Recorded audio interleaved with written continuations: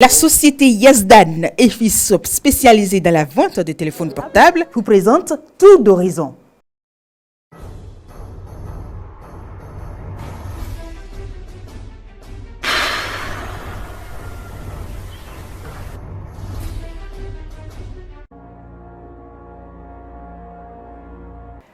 Nous sommes mardi 15 mars 2022. Amis internautes de Guérite TV Monde, bonjour. Merci de nous préférer cette tour d'horizon et on démarre par le bulletin d'information. Les producteurs agricoles n'ont rien à craindre des appuis de la société Bénin Agritropique. C'est du moins l'essentiel du message de son chargé de communication suite à la décision du gouvernement qui régule les tontines illégales au Bénin. Suivons. Appui aux producteurs agricoles, notamment les femmes. C'est le leitmotiv de la société Bénin Agritropique. Le groupe Bénin Agritropique, par le biais de l'ONG Bénin Agritropique, fournit techniquement et financièrement les producteurs en termes d'intrants, des tracteurs et des batteuses. Le groupe Bénin Agritropique a mis en place un système de warrantage permettant à ces cultivateurs d'avoir un revenu mensuel. Une fois que la bénéficiaire reçoit l'appui, elle a 15 jours pour commencer une activité. Maintenant, après ces 15 jours, le 16e jour, nos animateurs montent sur le terrain pour aller prendre la cotisation de 500 journalières qu'elle va augmenter au capital initial qu'elle avait bénéficié. On l'accorde 6 mois avant qu'elle rembourse les 50 000 que la société lui a accordés. Créée depuis le 4 mai 2019 par Bio Adam Taïrou, la société Bénin Agritropique œuvre pour l'amélioration des conditions de vie des acteurs du monde agricole à travers des appuis techniques et financiers. Ce que j'ai à dire envers la population béninoise, c'est de ne pas s'inquiéter par rapport au groupe Bénin Agritropique. Nous, notre objectif, c'est de lutter contre la l'usure et de lutter contre la pauvreté. Donc nous sommes là pour les appuyer techniquement et financièrement et non pour les ruser. Non. Donc nous les demandons de nous faire confiance parce que nous sommes là à les faire confiance. Tout en saluant la décision du gouvernement dans la régulation des différentes formes de collecte d'argent au Bénin, Abbas Salifou, chargé de la communication de la société Bénin Agritropique, rassure la population béninoise de la crédibilité de la société. Les producteurs qui en ont bénéficié de nos appuis sont incomptables. Donc notre intérêt n'est pas de fuir ou bien de dilapider les fonds des populations. Non, nous sommes là pour les aider. C'est difficile, mais il faut qu'on prenne ce qu'on accepte ça. C'est de bonnes décisions. Parce qu'on dit souvent, c'est une tomate gâtée qui gâte tout un panier de tomates. C'est pour cela, aujourd'hui, nous sommes confrontés à cela et je remercie le président, son Excellence, M. Patrice Athanas Guillaume Talon, pour cette initiative de mettre en place un système de lutter contre les tontines illégales. Et nous lui demandons l'aide aussi de nous appuyer, de nous accompagner pour pouvoir satisfaire ces producteurs. La société Bénin Agritropique est désormais plus que jamais engagée à faire le bonheur des producteurs agricoles et par ricochet promouvoir l'agriculture béninoise.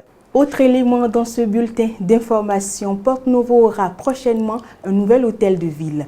Le projet fortement soutenu par le chef de l'État, Patrice Talon, vise à redonner à cette capitale du Bénin ses lettres de noblesse. Que pensent les populations de la ville capitale de ce projet ambitieux? Suivons les au micro de Ida Sabo, Alphonse Boton. Enfin, la construction de l'hôtel de ville, de la ville capitale Porto-Novo. Nous sommes contents parce que pendant longtemps, il y a eu des études sur des études, mais depuis quelques jours, on a appris que le chef de l'État s'est mis dedans pour que cela se réalise. Et là, nous sommes contents. Nous prions pour que cela puisse vraiment se réaliser. Le chef de l'État a pris la responsabilité sur lui d'accompagner la ville de Porto-Novo dans la construction de l'hôtel de ville. Nous pensons que c'est le moment maintenant pour Porto-Novo d'avoir l'hôtel de ville. Les citoyens de la ville peuvent quand même trouver un cadre idéal pour qu'ils puissent leur offrir les services. Notre souhait est que ça soit réalisé et dans un bref délai. Et que avant la fin de cette mandature, que nous puissions avoir un bâtiment digne du nom de la capitale. Que le plan qui sera fait reflète effectivement l'historique un peu de la ville de Porto-Novo, grâce à un truc culturel qui peut être également un site touristique, des choses que les gens peuvent venir visiter. Et nous allons remercier tous les acteurs. Le reste, c'est que tous les fils et filles de la ville capitale s'unissent autour de ce projet pour que enfin ça soit une réalité. Fin de cette rubrique informative sur Tour d'horizon. Je vous laisse à présent en compagnie de Mas Gaspard Adjamossi qui nous présente la chronique du jour de Achille Oussou. Taxe de 5% sur les transactions mobile money. MTN Bénin, victime de sa boulimie, a dû ramasser ses vomissures. Pendant quelques jours, les abonnés au service de transfert d'argent via mobile money de MTN Bénin ont été croqués à pleines dents par le réseau qui leur appliquait systématiquement une taxe de 5% aussi bien pour les retraits que pour les transferts d'argent. Selon les explications de l'opérateur, c'est en application du Code général des impôts qui aurait instauré une nouvelle taxe sur la vente des services de télécommunications électroniques. Le chapitre 14 du Code général des impôts du Bénin est en effet consacré à la contribution sur la vente des services de communication électronique sur les réseaux ouverts au public. Ce chapitre prévoit en son article 293-19 que le taux de la contribution est fixé à 5% du prix de vente hors taxe du service. Ces articles 293-18 et 293-20 précisent respectivement que la contribution est collectée par l'opérateur ou le fournisseur ayant délivré le service et que les modalités de déclaration, de contrôle et de recouvrement ainsi que les obligations et sanctions sont celles prévues au chapitre 1er du Code. Au lendemain de la prise de cette mesure et après un ballon d'essai mi-janvier qui n'avait pas prospéré à cause de l'avalanche des réactions négatives via notamment les réseaux sociaux, et après les précisions du directeur général des impôts sur le champ et les modalités d'application de cette taxe, l'opérateur MTN avait démenti un projet d'augmentation de sa tarification sur les transferts d'argent mobile money. Mais le temps a permis de se rendre à l'évidence qu'un tel projet existait bel et bien et sera finalement mis en œuvre comme l'ont constaté depuis quelques jours les consommateurs de ces services.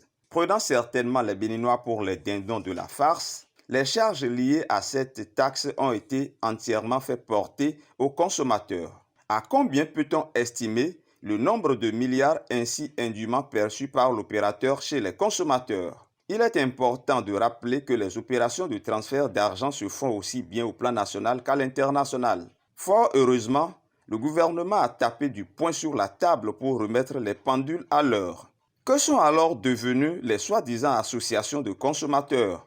N'est-ce pas entre autres leur silence coupable et leur inaction qui ont profité et qui profitent encore aux opérateurs de téléphonie mobile et à tous ceux qui grugent les consommateurs béninois?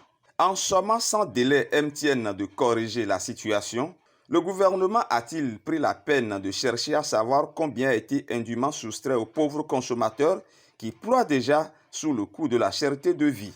N'y a-t-il pas de sanctions à prendre par le gouvernement à l'encontre des opérateurs indélicats? Comment peut-on comprendre par exemple que pour le même service, à chacune des opérations envoi et retrait, on applique des frais? En comparaison à l'autre opérateur, on constate que MTN en fait un peu trop. L'opérateur Move Africa n'est pas également du reste par rapport à cette situation. Courant mi-janvier en effet, cet opérateur a adressé le message que voici à ses abonnés. Chers clients, en application du Code général des impôts en vigueur, une taxe de 5% a été ajoutée à vos frais de retrait. Face au mécontentement des uns et des autres, l'opérateur s'est empressé de rassurer ses clients en leur signifiant par un message que les tarifs restent inchangés. Mais force est de constater que cet opérateur, de manière plus subtile, applique cette taxe à ses abonnés. Ceux qui opèrent avec Move Africa peuvent d'ailleurs en témoigner. Face à la confusion observée et entretenue sur l'application de cette taxe, la Direction générale des impôts a l'obligation de revenir à la charge pour situer véritablement l'opinion. Car si un opérateur fait porter cette taxe de manière subtile à ses abonnés, Celui qui a rétropédalé après les vives réactions des abonnés et du gouvernement ne semble pas y avoir totalement renoncé, car MTN Bénin, selon son communiqué, compte avec le gouvernement tout mettre en œuvre pour trouver la formule la plus adaptée et fera des annonces en son temps. Ce qu'il y a en tout cas de gagné au moins, c'est l'annonce de la rétrocession aux abonnés de la taxe perçue. Mais finalement, à quoi sert une structure comme l'ARCEP Bénin, l'autorité de régulation des communications électroniques et de la poste du Bénin, qui est restée bien silencieuse et inactive ces derniers temps? Amis internautes de Guérite TV Monde, on poursuit tout d'horizon. Avant de recevoir Armand Chaloogou, on passe au service commercial. Envie de diffuser vos spots publicitaires pour impacter plus vos cibles? Chers annonceurs, votre télévision en ligne Guérite TV Monde vous propose des espaces sur ses meilleures émissions, à savoir Au téléphone, Tour d'horizon, Ça parle femme, la vraie version. Pour plus d'informations, contactez le service commercial au 00229 91 19 10 10. Guérite TV Monde, le leader de Web TV. Armand Chaloogou, bonsoir. Merci d'être toujours avec nous. Bonsoir, Fauzia Sefo. Avec vous, nous parlons d'un forum de discussion d'un phénomène récurrent dans la Donga. C'est précisément le décrochage. Armand Chaloogou, qu'entendons-nous par décrochage? Oui, le décrochage scolaire, Fauzia Sefo, bien évidemment, en français facile, c'est l'interruption des études secondaires bien avant l'obtention d'un diplôme. Armand Chaloogou, pourquoi lutter contre ce phénomène, surtout aujourd'hui? Vous savez, le département de la Donga se caractérise d'abord et avant tout par le faible taux de scolarisation au niveau national et surtout des filles. Et parlant des filles, il faut dire que c'est surtout le mariage forcé qui explique ce faible taux de scolarisation des filles au niveau de la Donga. Et parlant des garçons, c'est bien évidemment la traite des enfants et aussi la quête du gain facile qui conduit la plupart des enfants, sinon des jeunes de la Donga, en aventure. Quand on parle d'aventure, Armand Chaloogou, vous savez que les immeubles, quand on prend le département de la Donga, aujourd'hui, ce sont les populations de la diaspora qui l'ont construit. Ce ne sont pas ce ne sont pas les terroirs. Pourquoi ne pas les laisser aller en aventure?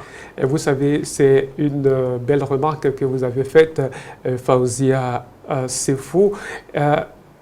Nelson Mandela, si je ne m'abuse, a dit « L'éducation est l'arme la plus puissante pour changer le monde ». Vous savez, on ne refuse pas aux jeunes d'aller en aventure. Mais vous savez, lorsque vous avez un certain background, lorsque vous avez un minimum d'instruction, avant même de vous lancer dans des activités économiques et autres, c'est très avantageux, c'est très profitable pour vous.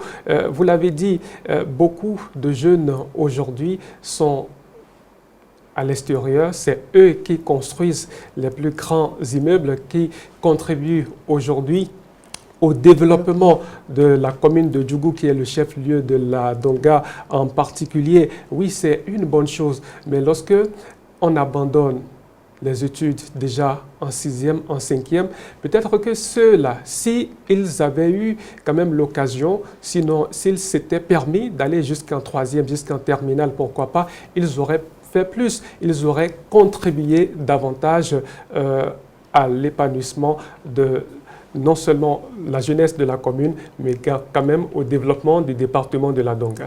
Armand Chaloogou, mais si la personne ne se sent plus capable de continuer les études, je prends un exemple terre à terre. Oui. Moi, j'ai fait beaucoup le Nord. J'ai connu par exemple une dame qui a laissé les bancs déjà en classe de 5e. Ça n'a pas été facile parce que les parents voulaient qu'elle continue, mais elle n'a pas pu et elle a fait la couture. Mais aujourd'hui, elle est dans sa boutique, elle a fait la haute couture, elle est très bien installée. Par contre, nous qui avons continué, nous avons eu notre bac plus des années, nous sommes encore là au chômage à Manchalogo. Oui, je n'en disconviens pas, Fauzia Sefou. Vous savez, aujourd'hui, pour quand même participer quand même à la prise de décision au niveau national, il faut avoir un certain bagage. Vous savez, c'est bien d'amasser de l'argent, de se faire de l'argent et autres.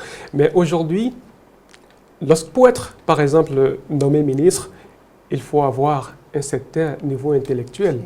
Et pour peut-être prétendre à d'autres postes, il faut avoir un certain niveau intellectuel. Donc, c'est pour cela que je dis tout à l'heure, certes, peut-être qu'à un moment donné, ceux-là se sont retrouvés dans l'incapacité de poursuivre leur cursus académique. C'est pour cela qu'ils ont décroché. Mais le phénomène, c'est quoi? C'est que c'est une question de mentalité. C'est au niveau social d'abord. Parce que déjà, dans le département de la Donga, la plupart des parents se disent que aller à l'école, c'est inutile. C'est-à-dire, qu'est-ce que l'enfant deviendra? Donc, il vaut mieux quand même lui empêcher de franchir le seuil de ce lieu de savoir qui va peut-être lui permettre demain d'être un grand homme. Pourquoi pas? On a des acteurs politiques, par exemple, dans la Donga qui s'illustrent aujourd'hui. Lorsque vous prenez le cas de Wallis Zoumarou, lorsque vous prenez le cas de Abdoulaye Biotchane ou Malik Gobinan ou l'honorable Noum Bida, qui sont des cadres de la Donga, certes, ce sont des gens bien aisés, mais qui ont un niveau intellectuel respectable. Alors, si ils n'avaient pas poursuivi leurs études jusqu'à un niveau donné, pensez-vous qu'aujourd'hui, ils pourraient avoir cette trempe? Donc, c'est pour cela l'éducation, qu'on le veuille ou pas, est très fondamentale dans la vie de l'homme. Armand Chalogo, mais face à cette situation que vous dénommez mentalité, qu'est-ce que le gouvernement peut faire? Oui, vous savez, le gouvernement, face à cette situation, ne s'est pas croisé les bras en réalité, surtout depuis l'avènement de la rupture. Il faut reconnaître que des efforts sont faits parce que le constat est qu'au niveau national, c'est surtout le département de la Donga qui enregistre le faible taux de participation aux examens nationaux, notamment le brevet d'études du premier cycle et du baccalauréat. Alors, dès l'avènement de la rupture et surtout dès la nomination de l'actuel directeur départemental à Donga des enseignements secondaires techniques et de la formation professionnelle, je veux parler de Slassifi Traman, des stratégies ont été adoptées et plusieurs actions ont été menées, notamment plusieurs séances de sensibilisation pour faire comprendre l'importance de l'éducation à la population de la Donga, la promotion de l'excellence en milieu scolaire également. Parce que il faut dire, Fauzia Sefou, que depuis 2 ans, 3 ans, on a constaté une amélioration au niveau du taux de participation des élèves à ces examens de baccalauréat et de BEPC dans la Donga. Il faut aussi dire que le rendement s'est amélioré, le taux de réussite a connu une augmentation et ceci, il faut le dire, c'est à mettre à l'actif de l'actuel directeur départemental des enseignements secondaires techniques et de la formation professionnelle de la Donga, Slassifi Draman. Armand Chalogo, c'est fini pour Forum de discussion. Un mot pour conclure.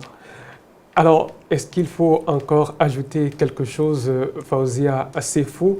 Le décrochage scolaire, eh bien, le gouvernement doit davantage œuvrer pour lutter contre ce phénomène parce que pour le développement harmonieux, le développement réel du Bénin, il faut donc des cadres, des experts qui sont bien formés.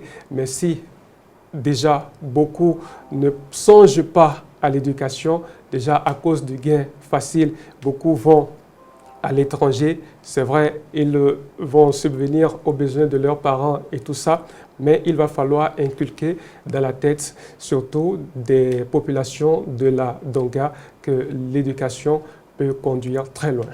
Merci à vous, Armand Chalogo. À demain. À demain, Fauzia Sefou. Un peu d'humour sur tout d'horizon, amis internautes, c'est dans la vidéo du jour. Kwa damu ya Yesu Kristo wa Nazareth. Kwa damu ya Yesu Kristo wa Nazareth. Kwa damu ya Yesu Kristo wa Nazareth. Fire, fire, fire, fire, fire. I fire you. I fire. Choma kwa moto. Piga kila roho zote za giza. Kwa damu ya Yesu. Fire, fire. Fire in the name of Piga kwa moto. Kwa damu ya Yesu Kristo wa Nazareth. Na moto, moto, moto, moto, moto, moto. Moto, moto, moto, moto, moto, moto, moto. Moto, moto, moto, moto. C'est la fin de votre émission, amis internautes de Guérite TV Monde. Merci de nous avoir suivis. À demain.